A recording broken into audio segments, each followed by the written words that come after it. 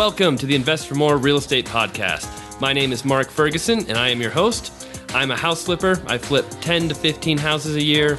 I own 13 rental properties with a goal to buy 100 by 2023. I'm also a real estate agent. I've been licensed since '01. I run a team of 9. We sell close to 200 houses a year. So on this show, we like to interview house flippers, landlords, and the best real estate agents in the business. So stay tuned for some great shows. If you want more information on my rentals, on the numbers, how I buy properties, check out InvestFourMore.com.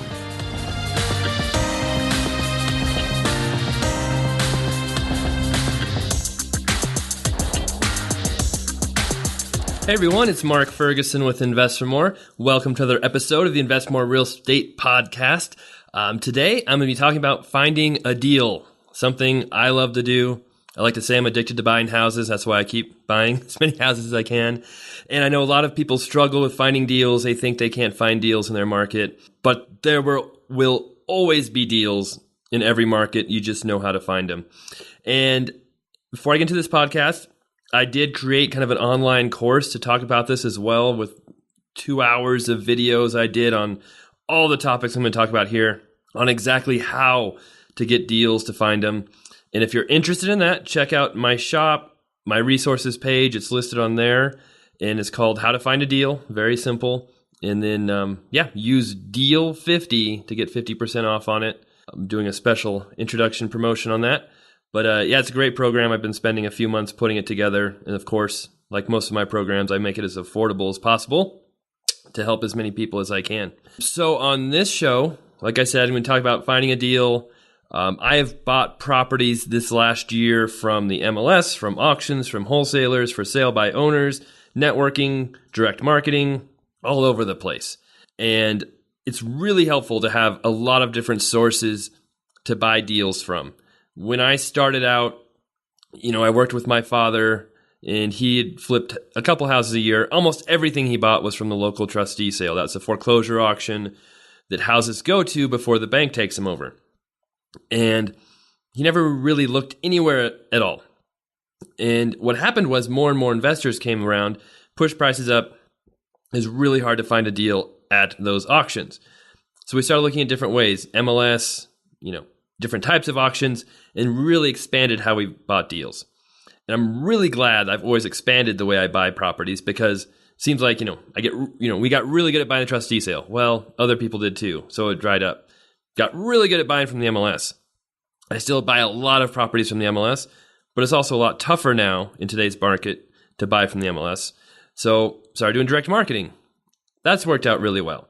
All types of other ways to find deals from wholesalers, that's up and down. So the more sources you can have to find deals, the more consistent your business will be. You won't be buying 3 deals 1 month and go 6 months without buying anything. And really about building a super successful business, whether you're buying rentals or flipping or wholesaling, is just having those consistent deals come in and avoiding the ups and downs that often occur in this business, where you have a bunch of deals 1 month, no deals the next month, and it can make things tough. So the first way to find deals I'm going to talk about is the MLS, a multiple listing service, where real estate agents list houses for sale. I get emails all the time, comments from people who tell me, I can't believe how you get deals from the MLS in your area. In my area, there just are no deals. And I don't think that's true. There are deals on the MLS everywhere. They're not easy to get. They're not just sitting there waiting for, one investor to come pluck them off, the market. But there are ways to find deals on the MLS. Now, a few years ago, after the housing crisis, there were a ton of deals on the MLS. I think that spoiled a lot of people. It's really easy to get deals. It's not so easy anymore. There are short sales. There are REOs still, but not nearly as many as there used to be. And I think a lot of people, all they do is look for short sales or REOs, and they leave out estate sales, just regular sales. I'm trying to think. I don't think I've bought one property this year that was an REO, a bank-owned foreclosure. I did buy one short sale, but all of the rest of the properties I've bought from the MLS have been regular sales, estate sales, and I think I've bought 10 or 11 properties from the MLS this year. So do not limit yourself by what type of listing it is, if it's a short sale or REO. Look at everything. And there's a lot of signs you can see for a property that's going to be a good deal. It's not always about the price. It's not always about how long it's been on the market, but it can be. A lot of the properties I buy have wording in the description like needs TLC, quick sale, motivated seller. There's signs in there that they're willing to look at a low offer. I don't go around offering, on every single MLS property, 50% of value. I think that gives me a bad reputation and be a waste of time. I only offer on very specific houses that I find that I think will negotiate. There's one I just got under contract this weekend that, in the comments, the house was priced decent, not bad, around, was it 199, and it's probably worth 250,000 fixed up. So there's some room there, but not quite enough room for me to fix it up and make money flipping it. And so looked at the house, not bad shape, definitely needs work. But in the comments, it said, hey, motivated seller, will look at all offers. And then I think they lowered the price $5,000 in like the first 10 days, which is another huge sign to me that they want to sell it quick when they lower the price very fast. So we made an offer. We got it under contract for over 10% less than asking price, which is not a huge amount, but it's, over 20 grand, which made it a good enough deal to flip. There's properties like that all over the place. I had another one like that I bought where, they said in the comments, seller has not had time to clean the home. Please excuse the mess, motivated seller. And then they lowered the price in the first 5 days. Huge sign that they're willing to negotiate and willing to take less money than what their asking price is. As I said before, sometimes aged listings can have opportunities for whatever reason.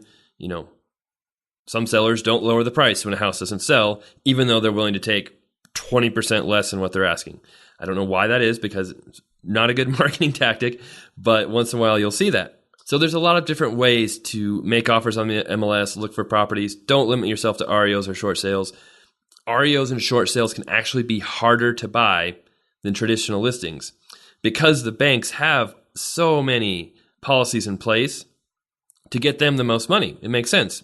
They're selling a house. They want to get the most money they can. They put policies in place to make that happen.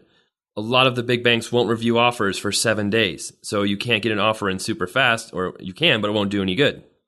A lot of banks won't sell to investors in the first, 2 weeks or 7 days. They'll only sell to owner occupants because the government wants owner occupants in houses, and they help the banks get, are looked upon better if they're selling more houses to owner occupants. The banks will almost always do highest and best if there are multiple offers. That means, everyone gets notified there are multiple offers. Everyone has a chance to raise their offer.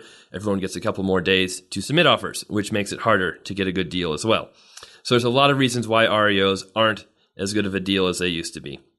The last REO I bought, I think was last year. It was listed for like $169. Then they lowered it to $159, lowered it to $149. And I ended up coming in there with an offer around $110. We negotiated 5 times back and forth and settled on $130. So it was a good deal for me. I think we ended up selling it for $230,000 after putting about $40,000 or $50,000 of work into it. But that's the only one I've done in like the last 2 years. And it had a ton of problems, foundation work, roof problems. Was under contract twice and fell apart with other buyers. There are a lot of reasons why I was able to get that good deal on an REO. But most of the time, they're selling for more money than I'm willing to pay. Short sales, again, there can be opportunity there to act fast, get an offer in, but there just aren't as many short sales as there used to be now. The one I bought this year was under contract like 4 different times. And what happened was the buyers just got tired of waiting. I came in as an investor, said no inspection, I'll wait as long as I want. They got my offer submitted and actually got it accepted like 6 weeks later. It was pretty quick, but again, that's the first short sale I've bought in the last 2 years as well. So don't limit yourself to REOs and short sales. Look for all types of properties. There's estate properties out there, properties that need work, people who are just motivated to sell. And I think it's easier to deal with individual sellers than banks because of the way the policies are put in place for bank properties. So that's some information on MLS. Like I said, there's opportunities there. You just have to really know your market, be able to act quick, get offers in right away. And when I make offers, I almost never have an inspection clause. I almost never have an appraisal clause. I will use financing, but make cash offers because my offer is not dependent on that financing. So that helps me get offers accepted as well. There's a lot of different things you can do on the MLS to get your offers accepted. Raising earnest money sometimes, like I said, waiving inspection, shortening closing dates, all types of things going on. All right. Another way I've bought properties, auctions. Like I said, we used to buy from the trustee auction all the time. That really dried up, although I have bought 2 properties from the foreclosure auction in the last 2 years. One of those, I'll just show up to the auction once in a while when I see an interesting property, and usually they're bid up, 10% more or higher than I want to pay. It's just, I'm like, why am I even coming to these? It's a waste of time. But once in a while, I get a good deal there. So I bought one for $110 last year that we ended up selling for $215, which was a good deal. And I just bought one a couple months ago for $134, which we almost have done, that will be listing for around $230 in that range. So that'll be a good deal as well. And the last one I got was kind of a fluke because they had the sale on July 5th. And I think most of the investors didn't even realize there was a sale that week. Is day after the 4th of July, so no one's paying attention. I showed up and only one other investor was there bidding against me. So that worked out well. But since then, it's rare to find a good deal at the foreclosure auction. The prices are pushed up higher than I want to pay. And you have to be really, really careful too, because one, in Colorado, you have to have your cash there 2 hours after you bid. So I bought that house for $134,000. I'd bring a $134,000 cashier's check within 2 hours, or else they would give the house to the next highest bidder. Every state has different laws. Some states make you bring cash with you or cashier's checks that total the amount you want to bid. Others give you weeks to bring your money in. It's just all depends on your state laws. But with most properties, you are not guaranteed clear title. You may not even be bidding on a first deed of trust, which means there could be a second loan in place that you're responsible for if you don't know about it. No inspections, obviously. Sometimes you can't see in the houses. You're just kind of guessing on what you're buying. And if I'm having to pay more money for those auction properties than what I can get on the MLS or through other sources, and I can't see the property and I don't have guaranteed title, that makes it even less sense for me to buy from those auctions. So it really has to be a good deal to buy from there. There are other auction sites like Hubzu, Auction.com, HomeSearch.com, Xome, which is Xome, Williams & Williams, Hudson & Marshall, I forgot the other one. I'll put it in the show notes, what the other one is. Sometimes they have good deals. They're almost always foreclosures. So around here, the deals have almost completely dried up because there's almost no foreclosures in Colorado. But I bought a lot of houses from Hubzu. Bought a couple from the other sources, but primarily Hubzu is my best source for getting deals. They're kind of a hot mess to work with. But that's one reason why you can get good deals. Their title company is not the best put together. Their auction process is kind of weird. And it's really frustrating dealing with them. And a lot of people won't deal with them. And that's why you can get good deals, because there's less competition. But Hubzu has been great when they have inventory. I go through how to buy from them in my coaching program in detail, what to look for, price changes, when to submit bids, negotiating with them. There's all kinds of things I've learned over the years about Hubzu. And I think in 1 year I bought 6 or 7 properties from them. Although lately, like I said, there's almost no foreclosures, so they don't have much inventory in my area. All right, another place where I have been pretty successful recently is buying from wholesalers. So there are probably 10 bad wholesalers for every good wholesaler you will meet. And it's very frustrating for investors. I talk to a lot of investors who say the same thing about wholesalers as they do from the MLS. Just like, hey, there's no good wholesalers in my area. I can't get a good deal from them. And I can see why they say that, because you talk to so many wholesalers who talk a big game and never send you a deal, or the deals they do send you are not deals at all. So you have to be really careful with wholesalers. And it takes a lot of work to find the ones actually doing deals. Some tricks to finding the good ones. I know a lot of people say go to real estate investor meetups. You can find wholesalers there. In my experience, most of the wholesalers there are brand new, don't know what they're doing, don't have many deals. But that doesn't mean it's all of them are like that. Once in a while, you can find a good wholesaler there. But how I like to find wholesalers is find the ones who are marketing, who are spending money to get deals in your market. So that means look for bandit signs. That's little signs you see in the street or in yards that say we buy houses. Call them up. Tell them you're looking for deals. If you own rental properties or flips now, you may be getting postcards in the mail from people wanting to buy your properties. Call them up, see if they have other properties to sell you. Look for the billboards. Look for, advertisements online for people who are buying houses. Look for, anything you can see where you can tell someone is trying to buy houses. They're using the for cash, no closing costs, no agents, whatever it is. Those are usually wholesalers or flippers who are trying to get good deals. A lot of times those wholesalers will sell those properties to other investors, even if they're flipping houses. Sometimes they may have extra deals to sell to other investors. So call those numbers, talk to those people, network. That's the best way to find wholesalers. Another way I have found wholesalers is by being a real estate agent. I've had a couple of wholesalers who simply called me up or emailed me because as an agent, and they said, hey, I've got these deals. We're willing to pay a commission if you add it on to the price, if you have more buyers. I'm like, hey, I'm a buyer myself. That's how I found the wholesaler who I bought something like 6 properties from last year. Maybe it's more than that, quite a few. Just because they sent a mass email out to every agent in the state, and I got on their buyers list. So don't be frustrated by the wholesalers you see around who aren't doing deals. Look for the ones who are actually doing those deals by seeing who's spending the money on advertising, and that's how you'll find them. And when you buy from a wholesaler, it's a little tricky. Usually you have to have cash or financing that can happen very quickly. A lot of times you don't get inspections. A lot of times they want an answer right there. You got non-refundable earnest money deposit. And once in a while, the deal doesn't go through. Sellers back out. They find tax liens or something they don't know about. Something happens. So once you get a deal under contract with a wholesaler, it's definitely not a done deal until it closes. If you are working with a brand new wholesaler who doesn't know what they're doing, you may have to walk them through the process of selling a house and make sure nothing gets messed up. I did that on a deal last year where a brand new wholesaler did his first deal. He wasn't really sure about the contract, how to do anything, had some hiccups, but it worked out well. Actually, I ended up working with the seller. He was working with more than he did. And because of that, the seller and I built a rapport. We talked to each other. That seller referred me another house I bought this year. So that kind of moves me into my next topic of networking, how to get deals from networking. And the first thing to think about when networking is you have to do business the right way. You can't be screwing people over, trying to save a nickel here, a dime there, lying to people, trying to hide things. That is not a good way to do business, and it will cost you money in the long run because people will not want to work with you.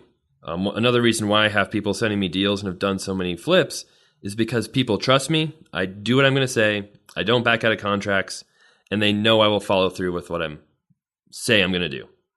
And if you build yourself a good reputation as someone who does what they say they're going to do, don't back out of contracts, don't play games, you will get more deals. And those deals will be worth much more money than the hundreds of dollars you're trying to save by playing games.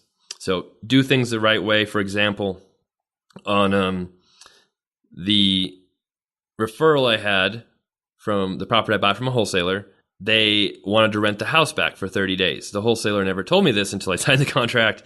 I agreed to it because there's no other way I was going to get the deal. They put down a security deposit. When they moved out, they left the house a mess, but they still wanted their deposit back. I could have easily said, no, you don't get it. But it was still a good deal for me. They had mentioned they know people who want to sell. I decided, in the name of good business and possibly getting more deals in the future, I will give them back their deposit, even though I didn't have to. I gave them back their deposit. A month later, they send me a text and say, hey, our friend wants to sell. Can you talk to him? We met the friend, ended up buying that house as well. So by giving back a $1,200 deposit, we got another deal that will make $30,000. So doing business the right way, doing things you don't have to do, often will make you more money in the long run. So that's the first thing about networking is to build a good network, to make friends, you have to do business the right way and help others out. You can't be selfish and trying to suck every penny out of a deal. I have had other agents, like I said, bring me deals before they were listed multiple times because they know I do what I say. I'll close without inspection. They'll have no hassles. Lenders have sent me deals before. Other sellers, like I said. Anyone you work with, if you network with them. Doctors, lawyers, lenders, insurance agents have sent me deals. Let them know what you do. Let them know you flip houses. You're always looking for deals. And depending on if you're an agent or not, there are laws about sending referral fees. But a lot of times, you can pay them a referral fee if you're not an agent. If you are an agent, maybe there's other ways to do it, but where you can reward them for sending you deals. One of my contractors sent me a deal. I tell them all, hey, if you find vacant houses, let me know. If you know of people wanting to sell, let me know. He found me a deal on Facebook Marketplace. Awesome. I'm going to give him $500 and that deal closes for finding that. All he did is send me a text saying, hey, check out this property. And now he's looking for deals all over the place for me. He keeps sending me more and more properties. Nothing else has worked out, but it's awesome to have other people working for you to send you deals, and you're not doing all the work yourself or spending money on it. So treat them right when you're networking with people. Make sure you reward them if they do find a deal that you can buy. And then don't be afraid to tell everyone you know. You'd be surprised how many people know of houses or people who are wanting to sell but don't have their house listed, don't want to use an agent for whatever reason. And a lot of times people are hesitant to say, oh, I flip houses or I buy, I'm looking for houses to buy, because they feel a little, slimy. I mean, you shouldn't, because you're helping out people. Some people don't want to sell a house. It's a mess. They don't want it to be shown. But there are a lot of people out there saying how horrible we are for buying those houses, stealing houses from little old ladies, things like that. But I'm very honest, very clear about why I pay what I pay, what market value is, the work that's needed, and I'm making a profit. That's why I'm in this business, is to make money. And when you explain that to people and be honest with them, some of them are like, okay, thank you. I'm not interested in that, but I appreciate you being honest with me and I see what you do. And others will be like, sure, great. That's exactly what I want. What price do we need to sell at? So just be confident. And when talking to sellers who are off market or from,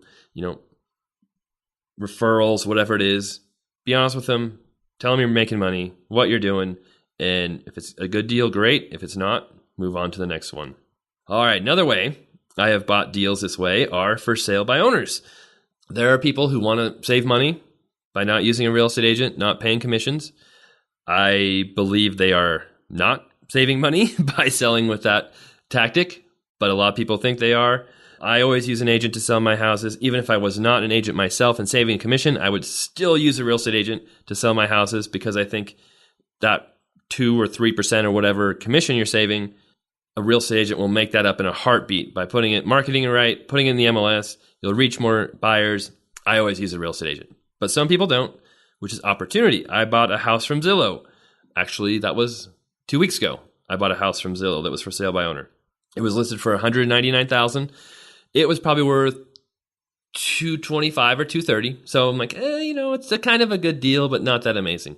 Then a couple weeks later, I saw the price was dropped. It was down to $179.9. I'm like, ooh, that's a pretty big price drop. That's a good indication they want to sell it. They want to sell it fast. So I went, met the homeowner, actually his son who was living there, saw the house. It was not in bad shape. I've got a video of it on YouTube. I have videos of almost all of my flips on YouTube. Just search InvestFourMore on YouTube and you can find me, or search for Mark Ferguson on YouTube and you can find me. I talked to the occupant who was a son. He said, hey, I'm just showing it. If you want to negotiate, talk to my dad. So talked to the dad for a little bit. We ended up texting back and forth. I love buying properties through text. I think I've bought 4 or 5 properties by texting people. It's so much fun. But we started negotiating. I had offered something like 152, and he came back at 165, something like that. We talked about the roof, different things. He's like, okay, let me get the roof checked out and I'll let you know. We ended up getting a deal done at 157. And yeah, simple. He left it clean for me. It does need some work, but not a ton of work. We're working on it right now. And again, same thing, dealing with the seller directly. I was honest with them, told them what I was doing, the repairs it needed, the work it needed, what price I could pay. He was cool with it. He didn't have to pay any commissions or real estate agents, so he didn't have to do any work to the property.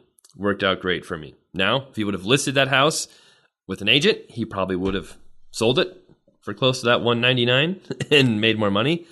But some people don't like agents and don't want to use them. So that can be opportunity for investors. Other places you can find for sale by owners, Craigslist, one of the wholesale deals I bought, the wholesaler found it on Craigslist, for sale signs in yards, advertisements on for sale by owner sites or the local paper. A lot of FSBOs, a lot of for sale by owners, overprice their homes. They aren't great deals, but hey, you've got to try, and it's a numbers game. The more people you talk to, the more listings you look at, the more offers you're making, the better chance you have of getting a deal. So A lot of FSBOs I talk to want too much money. I'm honest with them, say, hey, it won't work for me. But once in a while, you find one that does work. So that's another way to get a great deal. All right. And the last way I'm going to talk about on this show is direct marketing. So I've talked about this before quite a bit. I've bought 3 houses in the last 3 months from direct marketing. Been really, really successful campaign. I've sent about, I'd have to check, 4,000 letters out in my first campaign. That's where those 3 deals came from. I have a couple more deals that may work out as well, but nothing signed yet. And these are great deals. The thing I really like about them is they don't need that much work. At least the couple I have bought 2, fixed them up, put them back in the market. They're both under contract now. One I bought for 110 and we have it under contract. I think it's 210. Another one I bought for 210 and it's under contract for 278 in that range. Both, one needed much less work than the other one, but both really easy rehabs, could get them done quick. And I love that. So it's been fantastic using the direct marketing. I've used a company that's helped me create the letters, create the notes. They even answer phone calls for me, which makes it so easy for me because I don't have time to answer my phone. I hate answering my phone anyway, so even if I did have time, I probably wouldn't do it. But so much better with someone else answering it. And figuring out the lists for me, figuring out the marketing, all of that. It's been fantastic. So, but some things to think about when you're doing direct marketing. What is direct marketing, I guess? So you're sending or you're marketing to people who might want to sell their house, but don't want to list with an agent, don't have it listed with an agent for whatever reason, like we talked about before. You can send letters to different lists, absentee owners, elderly, inherited properties, tax liens. There's all types of lists you can send to. You can drive around looking for vacant or dilapidated houses and try and talk to those people or send them letters or market to them. You can market to pre-foreclosures, people who might be going to foreclosure or are in foreclosure who might want to sell their house. All types of way to use direct marketing. You're basically trying to buy a house. It's not listed without agents. And so what we did, I do some drive for dollars, send letters to people, also do the absentee list, and we're working on some different lists as well to send out the letters to. So we sent out the letters. That's where those 3 deals came from.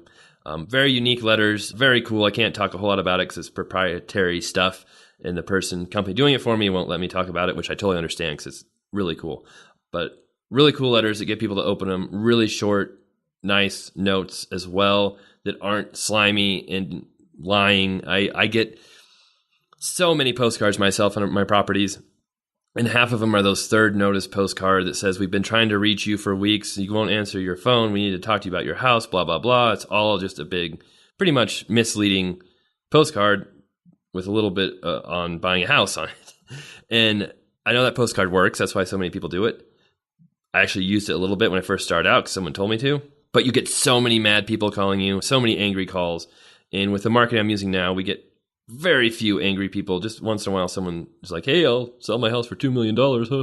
But it's worth about $100,000. But really, the letter's high class, legit, and I feel much better sending it out than some of the other stuff. They have a call center, not really a call center, but people who answer the phone, try and get as much information as they can. Then they send me notes on what people are trying to sell for, what the house is, any information they can, so I can call them back and talk to them myself, set up appointments, and try and get the deal. It works out super well. If you want information on that company, email me, mark@investformore.com. We kind of started a Facebook group page. I know a lot of you emailed me about for people looking to work with them because it is kind of a very small company just starting out and they don't have a lot of space and room for more people to work with, but they are adding people slowly. So yeah, send me an email, mark@investformore.com if you want more information from them. If you join that group, by the way, you get my course on how to find a deal for free. So that is included. But yeah, lots of great information on there on wholesaling as well. Because a lot of the guys in that Facebook group are wholesalers. That's what they use their direct marketing for. And the guy who created that marketing, I think he's bought over 50 houses this year already. And he's like 23 years old. It's crazy. So I think about what I was like at 23. I'm like, man, you're on top of things. So I was not on top of things at 23. All right. So that's all I've got for this show on how to find a deal. Went through quite a few different techniques that I'm using. I know there's other ways out there too. But having just a bunch of different ways to find deals is really the best way because, like I said, even with me, I'll have a ton of success on MLS some months. Then it'll completely dry up and I'll get nothing. Then I'll have a wholesaler send me a bunch of deals that I'll get. Then they'll dry up, or there'll be more buyers on the list who are paying more for me, and that wholesaler will dry up. The direct marketing is really nice because it's pretty much how much ever material you send out, you know you get a certain amount of leads and probably a certain amount of deals from. So it's not as much about the MLS having deals or the wholesaler sending you deals or auctions showing up. It's more, you're in more control of the direct marketing, which I really like. But I cover all this in a ton of detail. Like I said, I've got detailed long videos on every single one of these, how to work them, how to use them, as well as other resources on the little course I put together for finding a deal. Like I said, I'll have links to it on the show notes if you want to check it out. Use DEAL50 to get half off right now. Yeah, that's about it. It's on my resources page. It'll be on the shop, just shop.investformore.com, something like that. I'll have a link to it.